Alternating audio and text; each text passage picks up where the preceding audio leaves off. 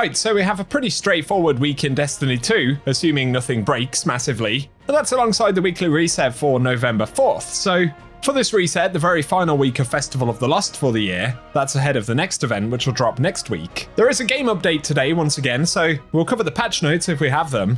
Then we'll take a look at all of the normal reset stuff, activities, vendors, key rewards and updates from Bungie as we head into the final week of our spooky event. We are literally a month away from Renegades at this point, so we should also be getting a bunch of information about the upcoming content drop, plans that Bungie have for changes and that kind of stuff. So if you want to stay up to date with all of that, hit subscribe and keep it locked and loaded, but otherwise, let's get into it.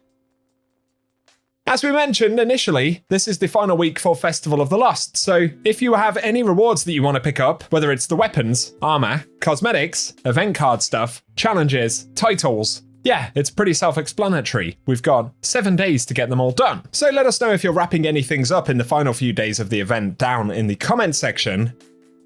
As we discussed earlier, next week we'll see a new event start, which is basically the end of season event for Reclamation, and that's Call to Arms. So if you want any details on what we can expect there, I'll link a separate video down below. It's possible we'll get any additional updates and further shouts regarding that on Thursday this week in the TWID, and that will be alongside some updates regarding sandbox changes coming in Renegades. So at least a little bit of new stuff rolling out this week, but as always, on that front I'll have to keep you posted.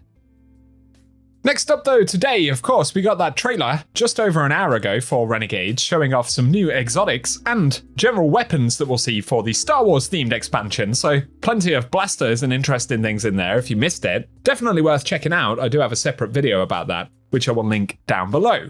Otherwise, we have the patch notes for the update today, so on to this week's stuff again. This is update 9154. And in terms of fixes for Festival of the Lost, they fixed another issue with Haunted Altars of Sorrow where clearing 2 altars in rapid succession could fail to increase the objective counter for both altars. I'm not sure if that specifically applies to the other softlock that we often encounter in that activity or not. I guess we'll find out. Otherwise, an issue where Haunted Altars of Sorrow projected lower than intended grades, ones with the Sweet Tooth Daily Challenge not properly tracking progress, and an issue in Red Rumble where Headless One kills would not be counted on the post-match scoreboard.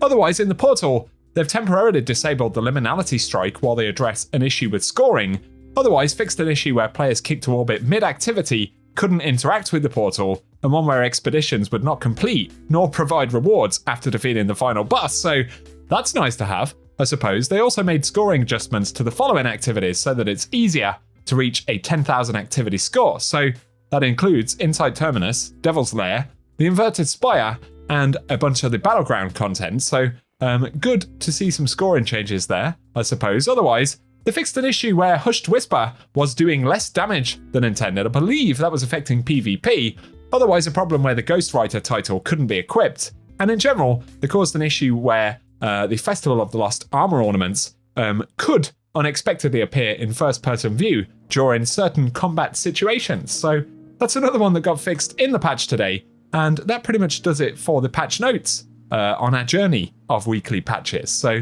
give us any thoughts you may have on those down in the comments section.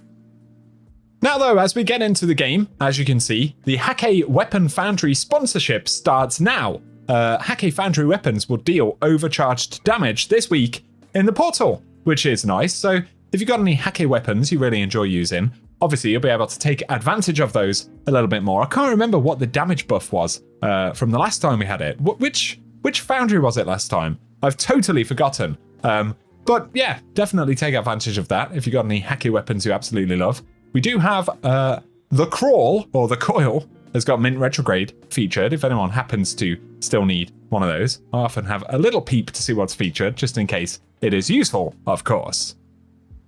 Next up though, as we fly to the tower, we'll take a look at the Eververse store. Why not? Don't forget to grab your free Bright Dust. What do we get now on a weekly basis? 700.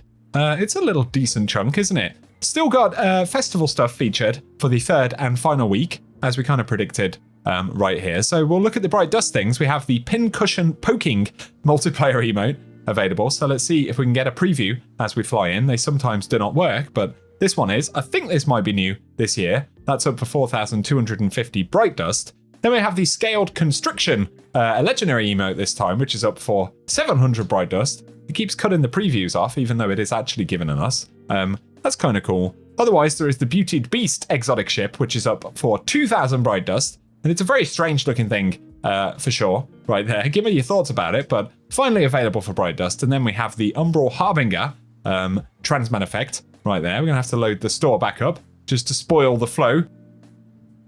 That's 450 Bright Dust. Why don't we preview it again? I think that one's been around for some time. Otherwise, for shaders, we have Clinging Cobweb available this week. Green and black color scheme going on. Then there is Eclipsed Tempest available as well. With some little bits of glowing stuff thrown in the mix, depending on your armor. So that is the front page. Share your thoughts. Otherwise, as we move over to the main Bright Dust section, we do get a weapon ornament this week, which is nice. It's the Bray Reductive for Microcosm. Of course, this was introduced this season. It's a pretty smart ornament, to be fair. Quite nice indeed for 1,250 Bright Dust, so don't miss out on that one. Otherwise, there is Looking for Loot, another exotic emote right here. If you're looking for loot, you're in the wrong place, my friends. Oh, wow. That's actually pretty funky, isn't it? A crazy lively chest for 3,250 Bright Dust. We've got boots from the Universal Ornament set currently featured in the store for 1,200 Bright Dust. And then the Ghastly Flight Shell. Not sure if this has come up for Bright Dust in this event. I feel like it already did, but I'm probably wrong. Otherwise, there is the Winged Runner, which has similar sort of themes to it.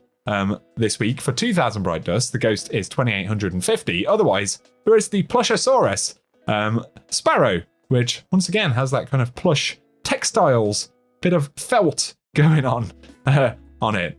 Kind of dinosaur vibes, is it? Plush, yeah, of course. Osaurus. It's 2,500 Bright Dust. Otherwise, there is the Cobwebbed Projection for 1,500 Bright Dust if you want to be absolutely ripped off. And then we have the Dark Fluorescence for one of the second page shaders right here. As always, these are 300 Bright Dust. There is also Skelligall available this week. There are some nice color schemes on some of these, so worth taking a look.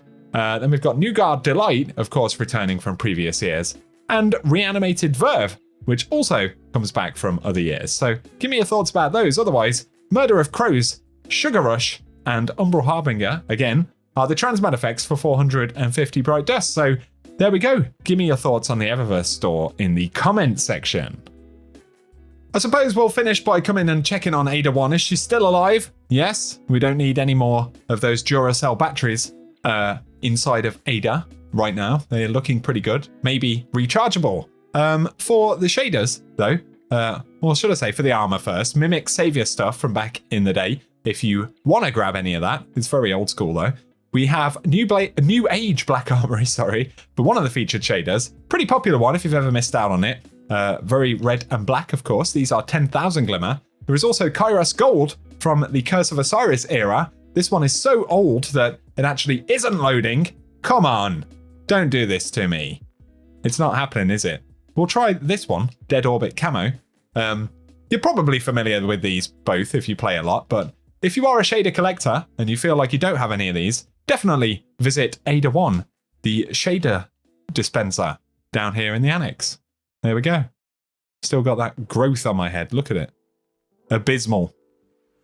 For today, guys, that is everything we have to round up. So, as always, I hope the video has at least been helpful. If it has, a rating very much helps us out on the channel. Subscribe as well and I can keep you up to date with all the new stuff. I'm kind of taking it easy at this point. I think I've done what I needed to with the festival, and I'll at least be checking out the Call to Arms stuff next week, so I'll keep you posted on that. Let us know in the comment section if you're diving into the game. But otherwise, thank you very much for tuning in, and I hope you guys have an awesome day.